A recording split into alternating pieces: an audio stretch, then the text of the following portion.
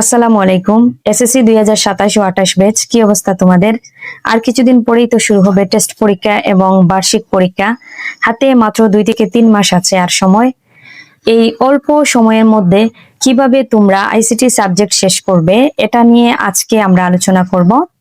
সেই সাথে কিভাবে পড়লে তোমরা পরীক্ষার আগে এই আইসিটিতে একটা ভালো প্রস্তুতি নিতে পারবে, সেটা নিয়ে আজকে একটা গাইডলাইন তোমাদেরকে দেব। তো প্রথমেই তোমাদেরকে বোর্ডের প্রশ্নগুলা পড়ে ফেলতে হবে। এই জন্য তোমাদেরকে 2021 সাল থেকে 2026 সাল পর্যন্ত যে 9টা বোর্ডের যত এমসিকিউ রয়েছে সবগুলা তোমাদের পড়ে নিতে হবে। যখন তোমাদের বিগত বোর্ডের এমসিকিউ গুলা পড়া শেষ হয়ে যাবে, তখন তোমরা দেখবে যে তোমাদের মোটামুটি একটা প্রিপারেশন হয়ে গেছে। এরপরে তোমরা যেটা করবে সেটা হচ্ছে তোমাদের যে মূল বইটা রয়েছে, আইসিটির বোর্ডের যে বইটা রয়েছে, সেই বইটার টপিক ধরে ধরে পড়বে এবং গুরুত্বপূর্ণ পয়েন্ট ও প্রশ্নগুলা মার্ক করে করে পড়বে। মার্ক করে মানে হচ্ছে যে দাগিয়ে দাগিয়ে পড়া আর কি। তো দাগিয়ে দাগিয়ে পড়লে তোমাদের আরেকটা লাভ হবে, ওই যে তোমরা বিগত বোর্ডের এমসিকিউ গুলা প্রথমেই পড়েছিলে ওইগুলা তুমি পাঠের মধ্যে পাবে। এর ফলে তোমাদের আগের কোয়েশন গুলা রিভিশন হয়ে যাবে।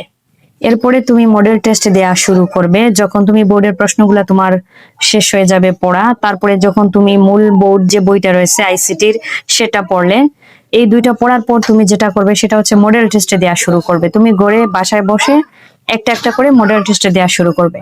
এরপরে তুমি মডেল টেস্ট দেওয়া শুরু করবে, বাসায় বসে তুমি একটা একটা করে মডেল টেস্ট দেবে যখন তোমার বোর্ডের এমসিকিউ গুলা পড়া হয়ে যাবে। অর্থাৎ 2021 সাল থেকে 2026 সাল পর্যন্ত যতটা এমসিকিউ রয়েছে প্রত্যেকটা এমসিকিউ তুমি একদম পড়বে।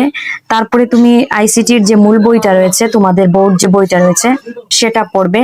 এই দুইটা পড়ার পরে তুমি মডেল টেস্ট দেওয়া শুরু করবে। তারপরে যখন মডেল টেস্ট দেবে তখন তোমার লেকিংস বা তোমার কোথায় ভুল হচ্ছে সেটা তোমার কাছে ধরা পড়বে। মডেল টেস্ট দেওয়ার পরে দেখবে যে তোমার কমপ্লিটলি সবগুলা চ্যাপ্টার পড়া হয়ে গেছে। পড়া যখন তোমার শেষ হয়ে যাবে তখন তুমি একদম এসএসসি ফাইনাল পরীক্ষার আগ পর্যন্ত শুধু রিভিশন দিতে থাকবে। আমি যেভাবে বলছি আশা করি তুমি এইভাবে পড়লে আইসিটিতে 25-এ 25 পাবে।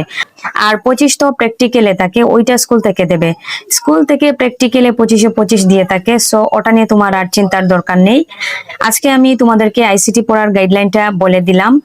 এইভাবে পড়তে থাকো, দেখবে তোমার আইসিটিতে A+ কেও আটকাইয়া রাখতে পারবে না।